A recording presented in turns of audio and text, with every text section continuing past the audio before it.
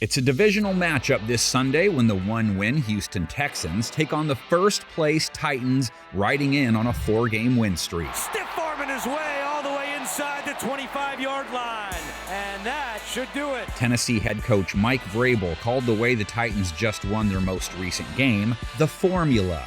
Okay, sort of like that. He said something like that. But the formula starts with Derrick Henry, 3 straight 100-yard rushing games, including last week against the Colts, when he averaged more than 4 yards a pop during his 128-yard performance. Back to Derrick Henry. He's got some room this time. Henry into Colts territory. The Texans will have their hands full containing King Henry. They're in the bottom 5 of the league against the run, allowing opposing backs to tote the rock to the tune of 5+ yards per pop. Last week, Josh Jacobs averaged more than 7 a carry to go with his 3 touchdowns. Do whatever he wants to this Houston Texans back 7. Who will be handing the rock off to Henry? Quarterback Ryan Tannehill was seen in a walking boot after the Colts game. Tannehill hasn't been ruled out though, and regardless of who it is, their passing game isn't expected to lead the way. They average less than 190 yards a game. They just hope for the passes they make to be quality ones. Be a good game manager. Tannehill looking for Hollister, and he's got it in Colts territory. Houston has played the pass well despite their one-win status. Sub-radiating allowed, more INTs than TDs allowed. More reason for the Titans to feed Henry. His eyes are on the quarterback, and that lets him come inside and break on that pass. Teams have been able to gash the Texans on the ground, in part because the Texans' offense is so mediocre. There's no real risk of a shootout usually, so why not run the ball?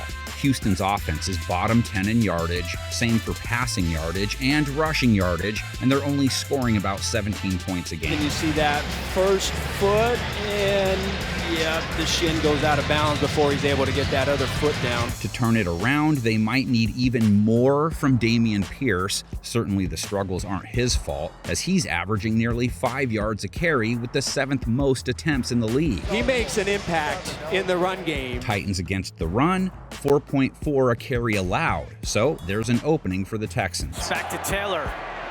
Taylor's got the first down right up the middle, dragging defenders. If Pierce can keep Tennessee on their heels, it might help quarterback Davis Mills. In his sophomore season, he isn't lighting the world up.